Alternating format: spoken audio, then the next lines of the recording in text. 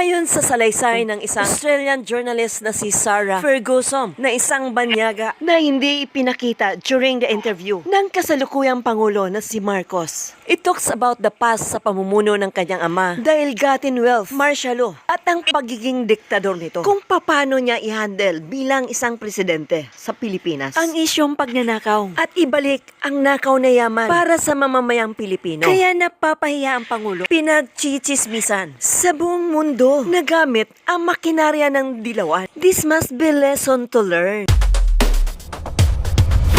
Behind the scene, without knowing as Filipino na may nangyari pala during sa interview ni PBBM sa Australia. Kaya pala napabalita na nagkasakit ang mag-asawa dahil sa interogasyon na nangyari. At aniya, sinubukan ng pangkat o grupo ng Pangulong Marcos na i-shutdown ang interview ni Pangulong Bongbong Marcos by Australian journalist na si Sarah Ferguson. At habang kinakausap raw o ini-interview ng nasabing journalist, ang Pangulong si Bongbong Marcos Jr. ay nasa likod raw ang mga staff ni Pangulong Bongbong Marcos Jr. na nagtago sa kortina. Kaya pala gustong mag-back out, ito'y patungkol sa ill-gotten wealth na dapat ibalik sa taong bayan. Kaya ito na ang napala ni Pangulong Bongbong Marcos Jr. sa pakikipag-alyansa sa mga dilawan at pagbibiyahe niya sa iba't ibang bansa na talagang gustong kontrolin ng mga dayuhan ang ating bansa. Kaya lingid sa kanyang kaalaman na kumakalat na pala ang mga dilawan sa iba't ibang panig ng mundo upang sirain at buksain ang pamilyang Marcos dahil sa mga corruptions na ginawa ng dating yumaong Pangulong si Ferdinand E. Marcos na kanyang ama. Kaya nakarma na sa mga Duterte dahil sa pagiging ganid. Walang ibang politicians na naaawa sa mga Marcoses, kundi ang pamilyang Duterte. Tinulungan na itong makabalik sa posisyon. Pero anong ginawa nila? Tinuklaw at binudol ang mga Duterte. Kaya ngayon, pagdusahan niyong mga Marcos. Dahil ang taong bayan ay wala ng tiwala sa inyo. At lalong-lalo na ang pamilya Duterte. Kaya ihanda niyo ang mga kalaban niyo, ang mga dilawan na nagpabagsak sa inyo, at ang mga DDS na natraidor nyo. Kaya mag-iingat kayo sa mga dilawan. Baka kasi yung pambubudol nyo sa mga Duterte ay gagawin din sa inyo. The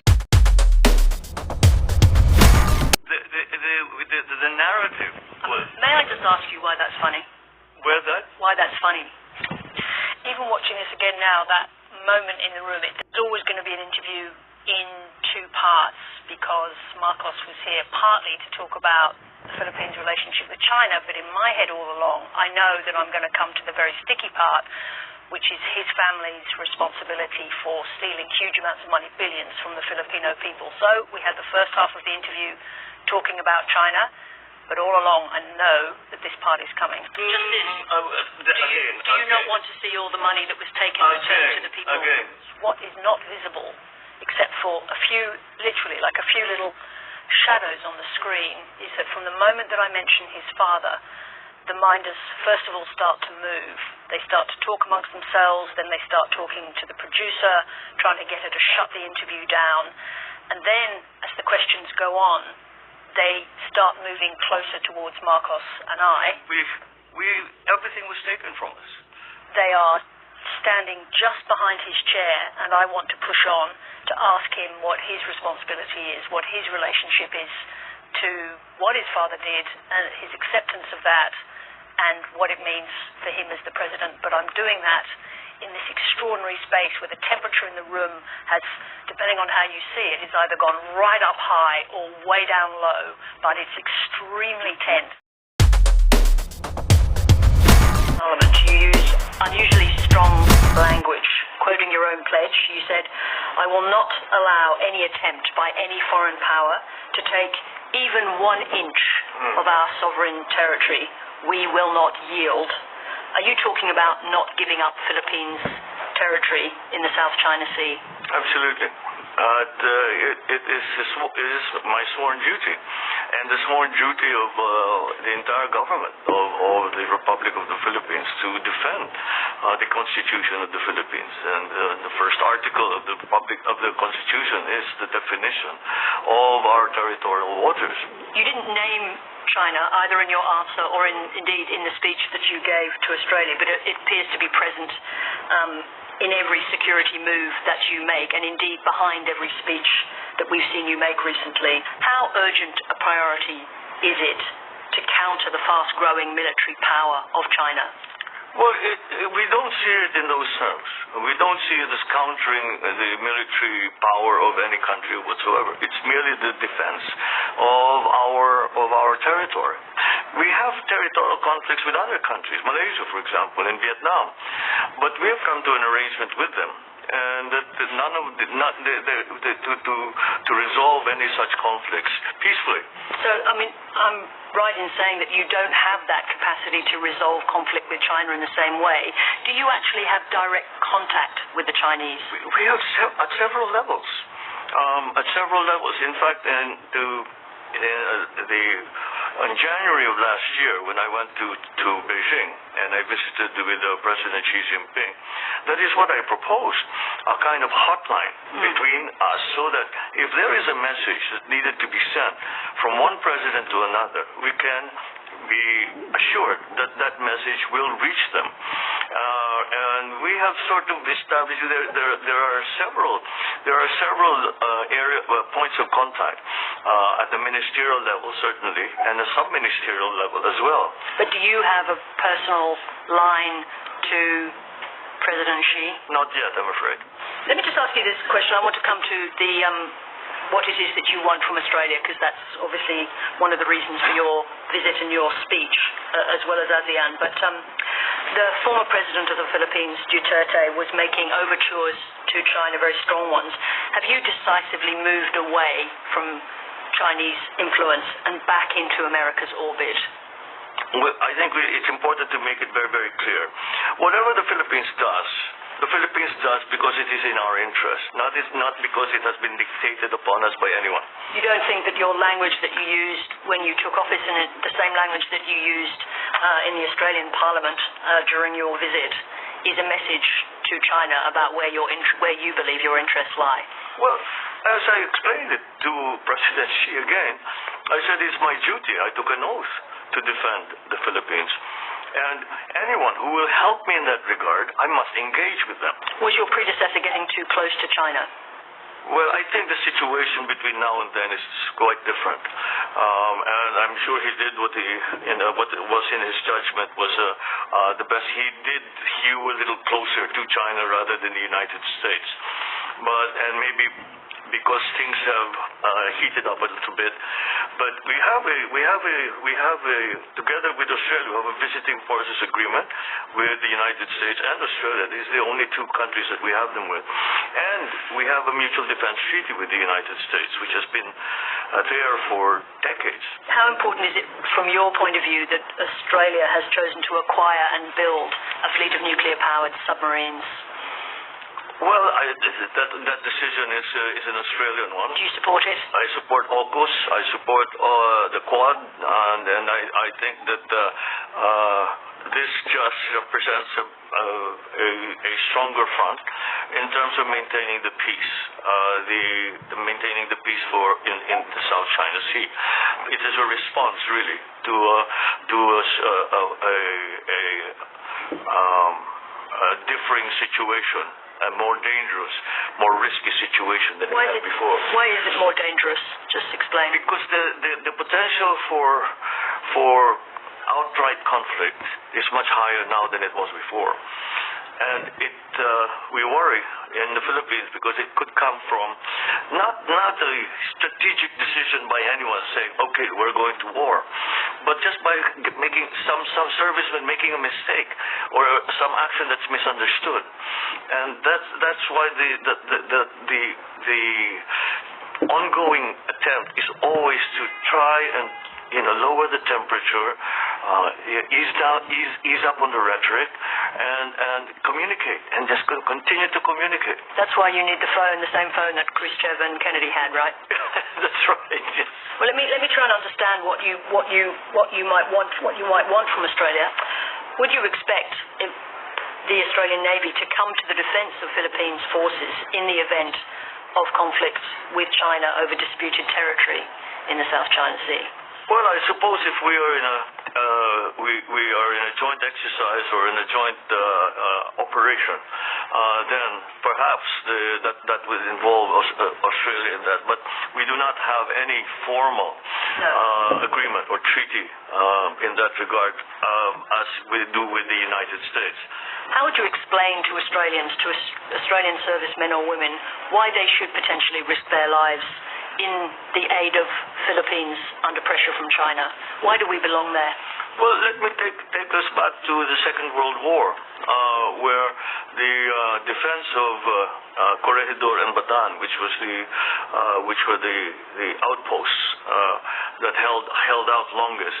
But because of that, it delayed the invasion of Australia to the point that the Japanese never invaded Australia, and that if we can stop it at an early stage, nip it at the bud, as it were, then there is no need for it to grow into other areas, other regions, and hopefully, if we can, at best, as I said, keep the peace in the South China Sea, that will be of great advantage to Australia because the peace is maintained. In relation to the former president, it's clear from the outside that there's been some breakdown in the relationship. I mean, do you intend now to invite the ICC to the Philippines to conduct its investigation more fully into former President Duterte's murderous war on drugs? No, that would be a political move. And what we are, we do not play politics with jurisdiction and sovereignty. And the position that we've taken is that we do not recognize the jurisdiction of the ICC, and we view it as a threat to sovereignty, simply because the ICC was formed to conduct, to provide justice to areas where there is no judiciary, where there is no court system, where there is no police, where there is no peace and order. And that's not the Philippines. And therefore, I don't think that their investigations or their actions apply to the Philippines. If it's not the ICC, then who provides justice for the many thousands? I think the number is something like 12 to 30,000 people who were killed in former President Duterte's war on drugs. How do they get justice? I think we in the Philippines have, as I said, a functioning police force. We have a functioning judiciary, and that it is their responsibility to take care of that. We have made a great deal of progress in that regard, where many policemen have already been removed from service because they've been found to be liable. Their cases have been filed. Many are already in jail. Do you think it adds up to justice for those people who lost their lives?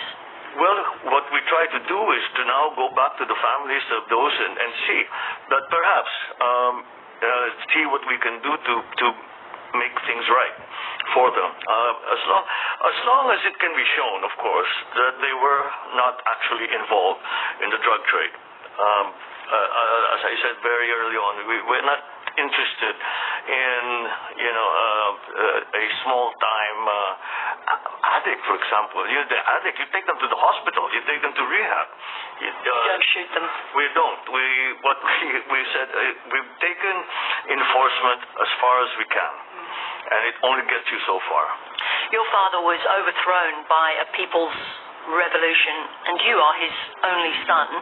How do you resist the impulse to authoritarianism? I have no impulses to authoritarianism whatsoever. I think we have a good system going. We are. I think we've learned to. We have a constitution that we have that we have gone by for the last 36 years now. We are hoping to make some changes to it, but. No, I've not felt any tug or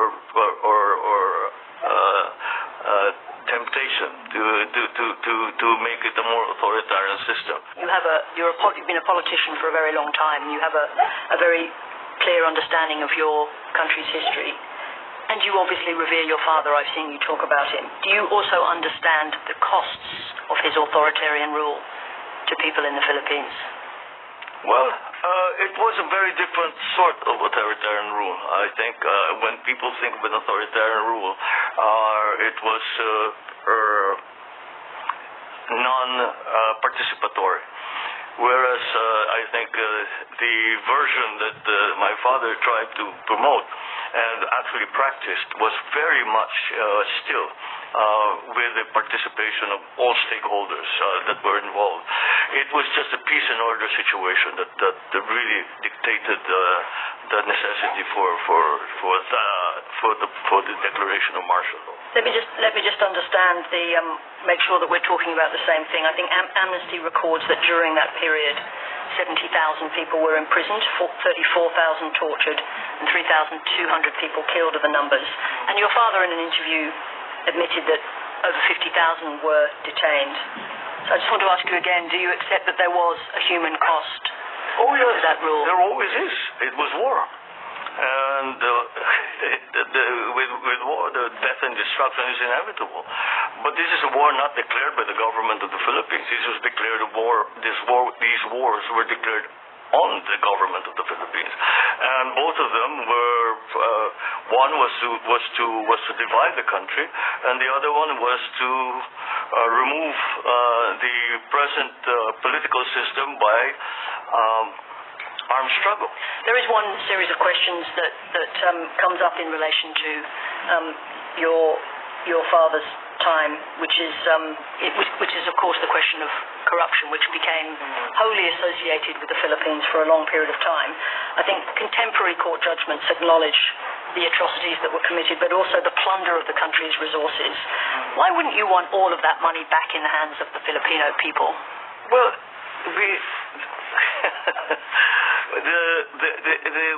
the narrative.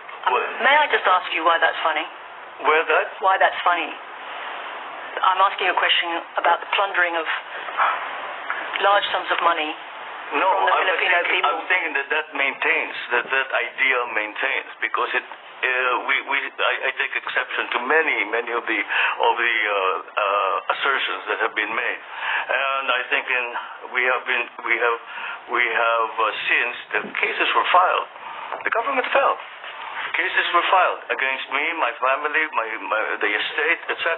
And up to now, we have the assertions that were made, we have shown to be untrue.